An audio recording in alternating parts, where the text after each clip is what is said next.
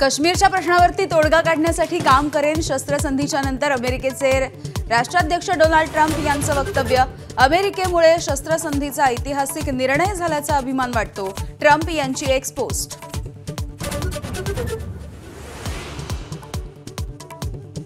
Trump यांनी कोणत्या अधिकाराने भारत पाकिस्तानमध्ये मध्यस्थी केली? शस्त्रसंधीवरून संजय राऊत यांचा सवाल।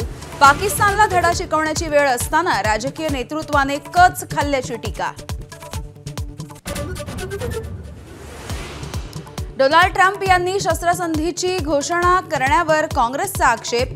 देशाला अनेक प्रश्न पडले आहेत, विशेष अधिवेशन घेण्याची पवन खेडांची मागणी।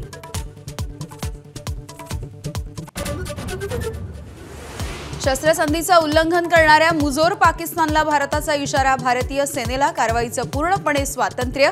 परराष्ट्र सचिव विक्रम मिस्त्रींची आक्रमक भूमिका।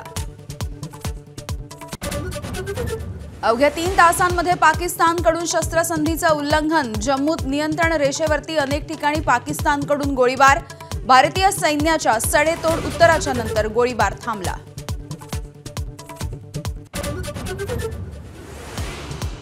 यापुढे दहशतवादी हल्ला हा देशाविरुद्ध पुकारलेलं युद्ध समजलं जाईल। भारत सरकारचा मोठा निर्णय। दहशतवादाच्या विरोधात भारताचं मोठं पाऊल।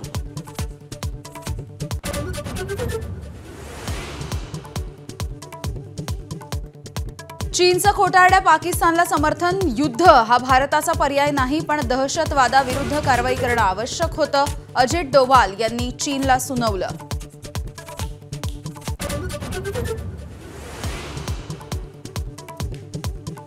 रशिया आणि युक्रेनचं युद्धही थांबण्याची शक्यता। रशियाचे अध्यक्ष व्लादिमीर पुतिन यांचा युक्रेन समोर बिनशर्त चर्चेचा प्रस्ताव।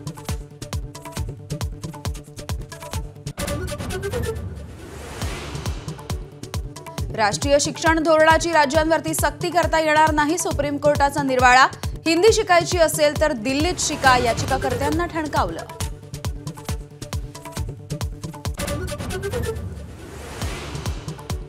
मालवणच्या राजकोट किल्ल्यावरील शिवरायांच्या नव्या पुतळ्याचं आज लोकार्पण। मुख्यमंत्री फडणवीसांच्या हस्ते दुपारी लोकार्पणाचा सोहळा।